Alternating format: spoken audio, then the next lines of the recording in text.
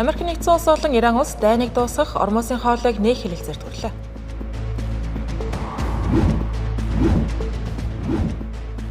Долоогийн бүлгийн удирдагчдын дээд хэмжээний уулзалт эхэлж байна.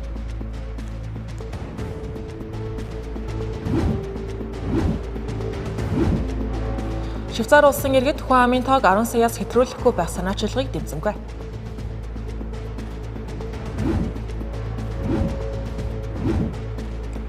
SpaceX компани 2030 он гэхэд $1.8 орлого олно.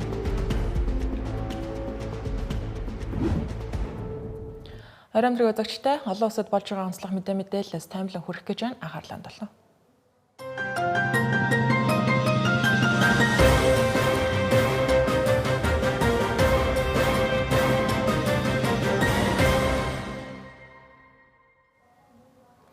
За өнөөдөр Америк нэгдсэн улс болон Иран улсын хооронд зууршлагчийн үүрэг гүйцэтгэж байгаа Пакистан улсын эрх баригчид талууд дайныг дуусгах тохиролцоонд хүрсэн болохыг зарлалаа. Хэлэлцээрт албан ёсоор гарын үсэг зориох ёслол энэ 7 хоногийн баасан гарагт Швейцар улсад болно. Юун түрүүнд Дональд Трамп нэм гарагт олон нийтийн сүлжээгээр дамжуулан энэхүү мэдээллийг бол зарласан. Тэгэхээр Ирантай байгуулсан хэлэлцээр бүрэн дууссан Америк нэгдсэн улс Ормосын хоолой дахь тэнгисийн бүслэлтэд зогсооно гэж мэдэгдсэн байна. Мөн дэлхийн бүх ус онгоцнууд хөдөлгөөнөө эхлүүлж болно гэж бичсэн байсан. Үүний дараагаар Пакистан хэлэлцээрийг албан ёсоор баталгаажуулсан. Хэлэлцээний гол зууршлагчдын нэгээр ажиллаж байгаа Пакистан улсын ерөнхий сайд Шахбаз Шариф энэхүү тохиролцоог баталгаажуулж хоёр тал бүх фронт дахь цэргийн ажиллагааг нэн даруй бөгөөд бүр мөсөн зогсоохоор болсон гэж мэдэгдсэн байна. Тэгэхээр энэ шийдвэр Ливан улсад үргэлжилж байгаа мөргөлдөөнийг ч гэсэн хамарна гэдгийг онцлон хэлсэн байна. Ормосын хоолой дахин нэгдэх тухайд Дональд Трампын хэлж байгаагаар гэрээ баасан гарагт хүчин төгөлдөр болсны дараагаар Америк нэгдсэн улс Ираны бомбуудад тавьсан тэнгисийн бүслэлтэд цуцалж Ормосын хоолойг дахин нээх юм байна. Мөн хэлэлцээрийн хүрээнд Ормосын хоолойг ямар нэгэн төлбөр хураамжгүй бүс болгоно гэж зарлалаа. Үүний өмнө Иран улсын эрх баригчид Ормосын хоолойгоор явж байгаа арилжааны хүлгүүдийн аюулгүй байдлыг батлан дааж, аюулгүй гаргасныхаа хариуд төлбөр хураамж авч эхэлсэн тухай мэдээллүүд гараад ирсэн байдаг. Түүнчлэн Америк нэгдсэн улсын талаас үзэж байгаагаар Иран Ормосын хоолойд тесрэх бөмбөгүүд их хэмжээгээр байрлуулсан гэж ийм мэдээлэл байна. Тэгвэл гэрээ байгуулагдсны дараагаар усан замыг цэвэрлэх ажиллагаа эхлэх юм байна. Цөмийн асуудлаар байр суурь зөрүүтэй бол хിവэр байгаа. Гэхдээ гэрээ байгуулагдсны дараагийн алхмуудын талаар Вашингтон, Техраны байр суурь зөрүүтэй байгаа юм. Тухайлбал Иран улсын гадаад хэргийн дэд сайд Америк нэгдсэн улс эхлээд олон улсын банк санхүүгийн байгууллагуудад зарцаагдсан Иран улсын төрийн мэдлийн хөрөнгийг суллах ёстой. Үүний дараагаар цөмийн асуудлаар 60 хоногийн хэлэлцээг эхэлнэ гэж мэдэгдсэн байна. Харин Вашингтоны талаас энэ тайлбарыг нэгцаалав. Ливаны асуудал энэхүү хэлэлцээрийн гол нөхцөл байсан талаар мөн албаныхан хэлж байна. Иран улс үүний өмнө Америк нэгдсэн улстай ямар нэгэн тохиролцоонд хүрнэ гэж байгаа бол Израиль болон Ливаны хоорондох байлдааны ажиллагааг нэн даруй зогсоох шаардлага тавьж байсан. Хэдийгээр Пакистаны талаас гал зогсоох хэлэлцээрт Ливан хамрагдана гэж байгаа боловч хэлэлцээр зарлагдахын яг өмнөхөн Израиль улсын арим Ливан улсын Бейрут хотод дахин агаарын цохилт өгсөн байна. Мөн одоо хүртэл Израилийн засгийн газраас албан ёсны хариу мэдээлэл хийгээг байна. Түүнчлэн Дональд Трамп болон Беньямин Нетаньяху нар Ливан дахь мөргөлдөөнийг зогсоох асуудлаар саяхны хүртэл санал зөрүүлдөөнтэй байсан учраас Вашингтон, Техраны хоорондох энэхүү дайныг зогсоох хэлэлцээрийг бодит ажил хэрэг болгох хэсэг нь Израиль Ливаны асуудлаас ихээхэн хамаарч байгаа гэсэн үг. Дайныг зогсоох тохиролцоог олон улсын эрх баригчдын хувьд ерөнхийдөө нааштайгаар хүлээн авч дипломат арга замаар асуудлыг шийдвэрлэх боломж нээгдэж байгааг онцолж байна. Тухайлбал Их Британи, Франц, Герман, Итали улсын удирдагчид хамтарсан мэдээлэл гаргаж, Иран улс хизээж цөмийн зэвсэгтэй болох ёсгүй. Энэ зорилгод хүрэхийн тулд бид Америк нэгдсэн улс болон Иран түүнчлэн атомын энергийн агентлагтай хамтран ажиллахад бэлэн байна гэлээ. Япон улсын ерөнхий сайд Такаичи Санагийн тухайд мөн Ормосын хоолойгоор аюулгүй саадгүй усан тээвэр бодитоор сэргэх Ираны цөмийн асуудлаар эцсийн тохиролцоонд аль болох хурдан хүрэхийг талуудад уриалсан байна. Ойролт орнын улсуудаас хэлэлцээний явцад Пакистан улстай хамтран зууршлагчийн үүрэг гүйцэтгэж байсан Катар улсын ерөнхий сайд Мохаммед бин Абдулрахман бин Жасим хэлэлцээрт гарч байгаа ахиц дэвшлийг өндрөөрнөлж эерэг бүтээж яриа хэлэлцээг үргэлжлүүлэх ёстой гэж албан ёсны мэдээллийг хийлээ. Түүнчлэн нэгдсэн үндэсний байгууллагын ерөнхий нарийн бичгийн дарга Антонио Гутерришийн хэвлэлийн төлөөлөгч хэлэлцээрт хүрснээр талууд мөргөлдөөнийг инхийн замаар шийдвэрлэх үйл явцад чиглэсэн маш чухал алхмыг хийлээ гэж сайшаажээ. Энэхүү Дональд Трамп Ирантай хэлэлцээр хийж чадлаа гэсэн маш таатай мэдээгээр 7-гийн бүлгийн удирдагчдын дээд хэмжээний уулзалтанд оролцохоор Франц улсад ирээд байна. Өнөөдрөөс 7-гийн бүлгийн дээд хэмжээний уулзалт Франц улсын Эвен-ле-Бен хотод эхэлж байгаа юм. Хэдийгээр Дональд Трамп Техрантай тохиролцоонд хүрсэн гэж байгаа нь 7-гийн бүлгийн уулзалтанд илүү давуу байр суурьтай очих боломжийг бүрдүүлж байгаа гэж хэлж болно. Гэхдээ 108 хоногийн турш үргэлжилж байгаа энэхүү мөргөлдөөнөөс дэлхийд дахинд аль хэдийн учирсан гар цохрол олон тэрбум $10 хэмжигдэж байгаа. Дональд Трампын хувьдчдэр Ираны дайнаас сууж Франц улсын ерөнхийлөгч Эммануэль Макрон, Их Британи улсын ерөнхий сайд Кир Стармер, Герман улсын канцлер Фридрих Мерц нартай ил далд санал зөрүүлдэм ихтэй байсан. Тодорхойлбол Европын удирдагчид Вашингтоныг дайны шийдвэрийн талаар холбоот нууцтайгаа буюу бид нартай урьдчилан зөвлөлдөөгүй гэж шүүмжилсэн. Харин Дональд Трамп НАТОгийн гишүүдийн хувьд эдгээр Европын орнууд Америк нэгдсэн улсад хангалттай дэмжлэг үзүүлсэнгүй гэж буруутгаж байсан. Уулзалтын үеэр Ормосын хоолой гол ярианы сэдэв болох нь бол мэдээж цагаан ордны мэдээлснээр Ормосын хоолой дахь мин буюу далайн тэсрэг бөмбөг устгах ажиллагааг хэрхэн зохион байгуулах талаар талууд хэлэлцэх юм байна. Их Британи болон Франц улсын зүгээс мөргөлдөө намжсны дараагаар энэ ажиллагаанд оролцох сонирхолтой байгаа гэдгийг аль хэдийн илэрхийлсэн байна. Дайны үеэр усан замд мин байрлуулсан байж болзошгүй гэсэн болгоомжлолын улмаас газрын тос тээвэрлэгч хөлгүүдийн хөдөлгөөн бараг зогссон байдаг. Тиймээс нефтийн урсгалыг сэргээхийн тулд усан замыг маш хурдан хугацаанд цэвэрлэх шаардлагатай байгаа юм. Тиймдээч энэ жилийн уулзалтыг зохион байгуулж байгаа улсын хувьд Франц улсын ерөнхийлөгч Эммануэль Макрон ойролт орнын асуудал гарах хуралдаанд Египт, Катар, Арабын нэгдсэн Эмират улсын удирдагчдыг ирсэн байна. Хуралдааны үеэр Вашингтон, Техраны хэлэлцээр мөн Ливанд үзүүлэх дэмжлэг, Ормосын хоолойг урт хугацаанд нээлттэй байлгах асуудал, түүнчлэн Ираны цөмийн пуужингийн хөтөлбөрийн талаар хэлэлцэнэ гэж байна. Ираны цөмийн хөтөлбөрийн тухайд тодорхойлбол Дональд Трамп өмнөх хэлэлцээр болох ерөнхийлөгч асан Барак Обамагийн санаачлагаар байгуулагдаж байсан 2015 оны хэлэлцээрийг хурцаар шүүмжилдэг нэгэн. Тиймдээч 2018 онд Америк нэгдсэн улсыг Дональд Трамп энэ хэлэлцээрээс гаргаж ирсэн. Тухайн үед хэлэлцээрт Их Британи, Франц, Герман, Орос, Хятад, Европын холбоо оролцогч талууд байсан. Тиймээс дараагийн хэлэлцээрийг байгуулах тухай ажил яхаа аргагүй энэ удаагийн 7-гийн бүлгийн дээд хэмжээний уулзалтын үеэр яригдах чухал сэдэв болж байгаа юм. Одоогийн байдлаар Ираны цөмийн хөтөлбөрийг хэрхэн хянах, өндөр түвшинд баяжуулсан 441 кг ураныг яаж зохицуулах вэ зэрэг олон асуудал тодорхой шийдэлгүй хэвээр байна. Уулзалтын бас нэг онцлог сэдэв нь зүүн Европын дайн буюу Орос Украины дайн яхаа аргагүй мөн. Эммануэль Макроны хувьд Украин улсын ерөнхийлөгч Владимир Зеленскийг 7-гийн бүлгийн тусгай уулзалтанд урьсан байна. Одоогоор Владимир Зеленский болон Дональд Трамп нар уулзнаа гэсэн албан ёсны мэдээлэл байхгүй ч гэлээ Дональд Трамп нямгарагт Владимир Зеленский түүнчлэн Орос улбаны улсын ерөнхийлөгч Владимир Путин нартай тус утсаар ярьсан байна. Энэ үеэр Дональд Трамп Украины дайныг нэн даруй зогсоох шаардлагатай байгааг хэлж энэ чиглэлд Европын удирдагчтай хэлэлцэнэ гэдгээ хэлжээ. Дараагийн онцлог мэдээ.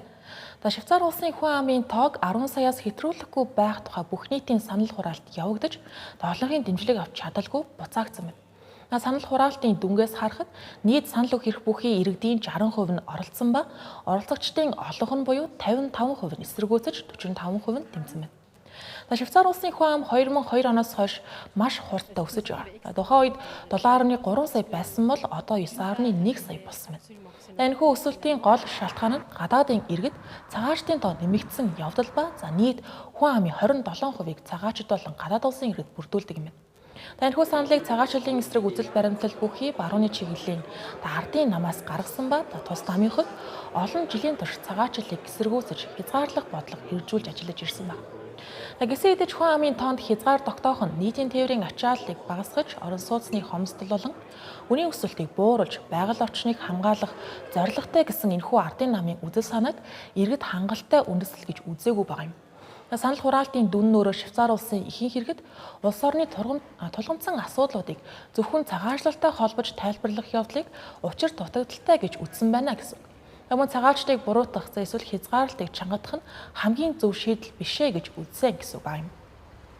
Мөн хэрвээ энэхүү маргаантай санал хураалт иргэдээс олонхын дэмжлэгийг авч чадсан бол зөвхөн цагаачлалын тухай асуудлаар тогтохгүй Швейцар улс Европын холбооны хооронд хагарал үүсэх, цаашлаад Швейцар улсын эдийн засагт сөрөг нөлөө үзүүлэх магадлалтай байсан учраас Швейцарын засгийн газар, бизнесийн байгууллагууд, томоохон улс төрийн намууч гэсэн энэ бүх нийтийн санал хураалтыг эсэргүүцсэн байгаа юм.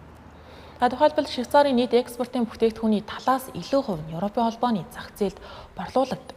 Тиймээс хэрвээ Швейцар улс цагаачлалд хэд хатуу хязгаарлалт тавих юм бол Европын холбоотой байгуулсан чухал худалдааны гэрээнүүдийг туслагдахад хүргэж магадгүй. Улмаар Швейцар улс Европын зах зээлд нэвтрэх давуу талаа алдах эрсдэлтэй гэсэн үг. Санал хураалтын дүн гарсны дараагаар Швейцарын засгийн газар санал дэмжигдээгүй явдлыг улс орны доктортой бодлого, олон улс дахь нэр хүнд, Европтой харилцах харилцаанд эерэг нөлөө үзүүлнэ гэж үзэж байгаа гэдгийг илэрхийлсэн байна. Дашин дуртахад Швейцар улсын иргэд шууд ардчлалын хүчтэй тогтолцоогоор дамжуулан улс орны томоохон бодлогын иймэрхүү шийдвэрүүдэд шууд нөлөөлөх боломжтой байдаг. Санал хураалт явуулахын тулд 100 мянган гарын үсэг цуглуулахад хангалттай байдаг. Энэ удаагийн санал хураалтын үр дүнгийн онцлогийн тухайд Швейцарт хот ба хөдөөгийн иргэдийн улс төрийн үзэл бодол хэр ялгаатай байгааг мөн харуулсан явдал байлаа. Хотуудад хөдөө орон нутгаас илүү олон цагаачид амьдардаг учраас санал хотод бага дэмжлэг авсан байна. Тухайлбал нийслэл Берн хотод санал өгсөн хүмүүсийн бараг 84% нь энэхүү саналыг эсэргүүцжээ. Өнгөрсөн 7 хоногт SpaceX хувьцаагаа олон нийтэд нээлттэй арилжаалж эхэлсэн хөрөнгийн зах зээлийн түүхэнд тод томруунаар үлдэхүйц түүхэн IPO болж компани үүсгэн байгуулагч Elon Musk-ыг дэлхийн анхны $10 их найдтан болгосон байна.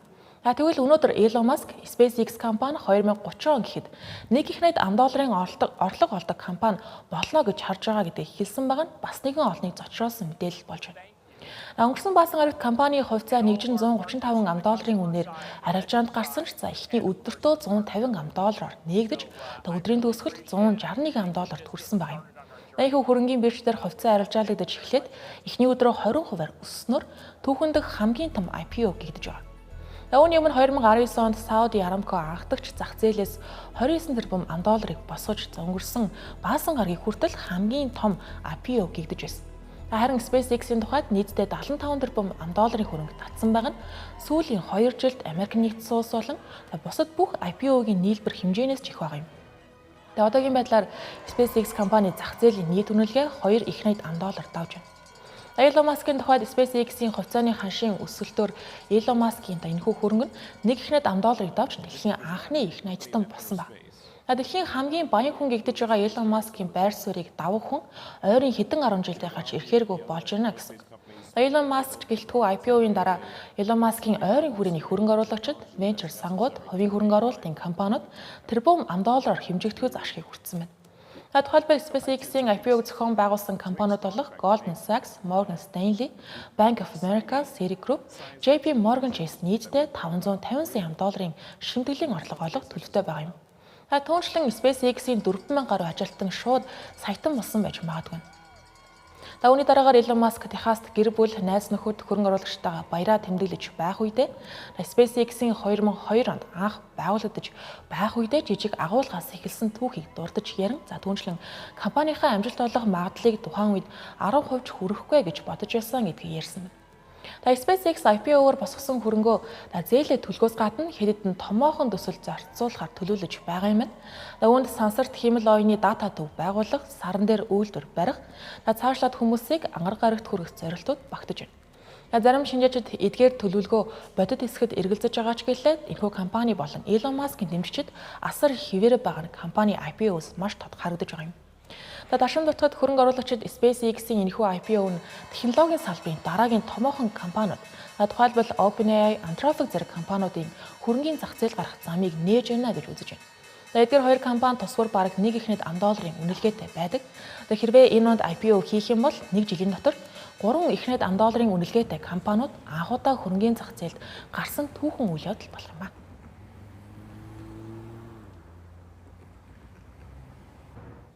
Өнөөдрийн сүүлийн онцлог мэдээ.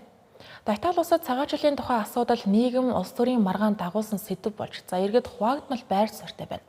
Цагаачлалын тухай бодлогыг эсэргүүцэгч болон дэмжигч гэсэн эсрэг байр суурь бүхий хоёр талыг хамарсан 10,000 хүн оролцсон томоохон хоёр жагсаал өнгөрсөн Бямгарагт тус улсын нийслэл Ром хотод нэгэн зэрэг боллоо. Жагсаал зохион байгуулагдах болсон гол шалтгаан нь цагаачлалын эсрэг өргөн хүрээний хатуу арга хэмжээ авахыг шаардсан санал асуулга олон нийтээс ихээхэн дэмжлэг авч 50,000 гарын үсэг цуглуулж чадсантай холбоотой юм байна. Тэгснээр парламентын ерхийлцэх асуудлуудын нэг болсон байна. Тэгээ одоогоор санал хураалт хизээ болох нь товлогдоог байна. За энэхүү санал нь зөвхөн хууль бус цагаачлалд биш. За зарим тохиолдолд Итали улсад хууль ёсоор амьдарч байгаа гадаад улсын иргэдэж гэсэн нөлөөлж боцсошгүй байгаа юм. Мөн хүмүүсийг үндэс угсаа гарал үүслэр нь ялгуулсан шинжтэй байгаа тул үндсэн хууль болон олон улсын хүний эрх ялгуурлан гадуурхалтын эсрэг хуулиутай ч гэсэн зөрчилдөж байна гэж шүүмжлэгчид үзэж байна. Цагаачлалын талаарх маргаан нь ерөнхий сайд Жоржиа Мелонигийн баруун жигүүрийн эзлийн засгийн газрын хувьд маш эмзэг сэдв. Байр суурь нарийн тэнцвэртэй байлгах шаардлагатай тулгарч байгаа. Учир нь цагаачлалын эсрэг байр суурьтай лиг намын тухайд хэрэгцүүлгийг эхлүүлэхийг дэмжсэн бол Жоржиа Мелонигийн тэргүүлдэг Италийн ахын дүүс нам болон төвийн үзэлтэй холбоотой намууд энэ тал дээр болгоомжлсон байр суурьтай хандж байгаа. Жоржиа Мелонигийн засгийн газар эдийн засгийн гол салбаруудад үүсэж байгаа ажиллах хүчний дутагдлаас шалтгаалan хууль ёсны цагаачдыг нэмэгдүүлэх бодлого хэрэгжүүлж байгаатай шууд холбоотой. Түүнчлэн Европын холбооны гаднах орнуудаас ажилчин авах төлөвлөгөөтэй байгаа гэдгээ аль хэдийн Жоржиа Мелонигийн засгийн газар зарласан баг юм. Цагаачлалын эсрэг жагсаалын тухайд Италийн өнцөг булан бүрээс цагаачлалын эсрэг байр суурь илэрхийлэхээр цугларсан олон мянган жагсаагчид жагсаалын үеэр эх оронч үзлээ харуулж Италийн төрийн дуулыг дуулсан байна. Мөн жагсаагчдын дундаас зарим хүмүүс фашист мэндчилгээ үзүүлэн гараа өргөсөн нь 1922-оос 1943 онд Италийг удирдах байсан дарангуй удирдагч гэгддэг Муссолиниг санагдуулгац байлаа. Харин цагаачлалыг тэмцсэн жагсаалын тухайд зүүнний үзэл баримтлалтай байгууллагууд замун үйл өвчний эвлэлүүд оролцсон байна. Мөн зарим хүмүүс Палестины талбайг намруулсан явдал нь тухайн жагсаал зөвхөн цагаачлалын тухай асуудлаар биш, хүний эрх олон улсын асуудлуудыг ч гэсэн хамарсан өргөн хүрээний жагсаал байсныг харуулж байгаа юм. Жагсаалын үеэр эмх замраагүй байдал үүсгэхээс сэргийлэн цагдаа нар олноор хамгаалтанд гарсан. Гэхдээ ямар нэгэн хүчирхийллийн шинжтэй үйлдэл бүртгэдэг байна.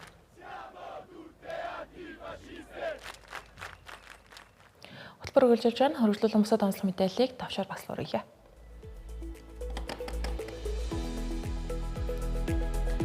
Шведийн шагшаа баг хөл бөмбөгийн дэлхийн аврал шалгаруулах тэмцээний F хэсгийн эхний тоглолтод Тунисыг 5-1 харьцаатайгаар буулгавчаа.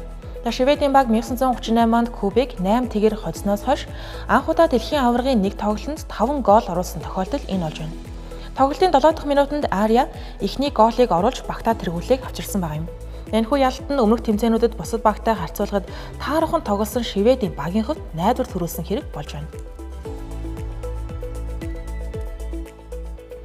Филиппин улсын өмнөд хэсэгт болсон 7.8 магнитудын хүчтэй газар хөдлөлтийн улмаас далайн ёроол зарим үсэд 2 м хүртэл дээш өргөдөж шүрэн хад олон далайн экосистемд ноцтой хохирол учруулжээ.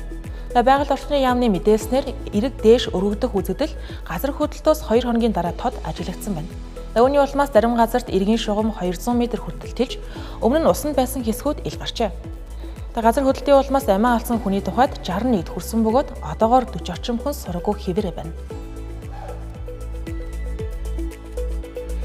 Газын зурвалсын эрүүл мэндийн яамны мэдээлснээр Израиль Хамасын дайны улмаас амиа алдсан Палестины хүмүүсийн тоо 73 мянгыг давжээ. 2023 оны 10 дугаар сарын 7-нд эхэлсэн энэхүү мөргөлдөөний үеэр нийтдээ 73,001 хүн амь өргөдөж 173,200 гаруй хүн ширхэгдсэн гэж тус байгууллагаас мэдээлсэн байна. Өнгөрсөн 10 дугаар сараас хэрэгжиж эхэлсэн гал зогсоо хэлэлцээр эмзэг хിവэр байгаа бөгөөд энэ хугацаанд Газад 1000 хүн амь өргөдсөн байна. Дайн эхэлсэн өдөр Хамас Израиль руу хаалцсанаар ойролцоогоор 1200 хүн амиа алдаж байсан юм а. Бразил улсын Сан Пауло мужид банжи жампинг буюу олстой үсрэлтийн үеэр аюулгүй ос зөв бэхлэгдээг улмаас 21 настай эмэгтэй амиа алдсан харамсалтай хэрэг гарлаа.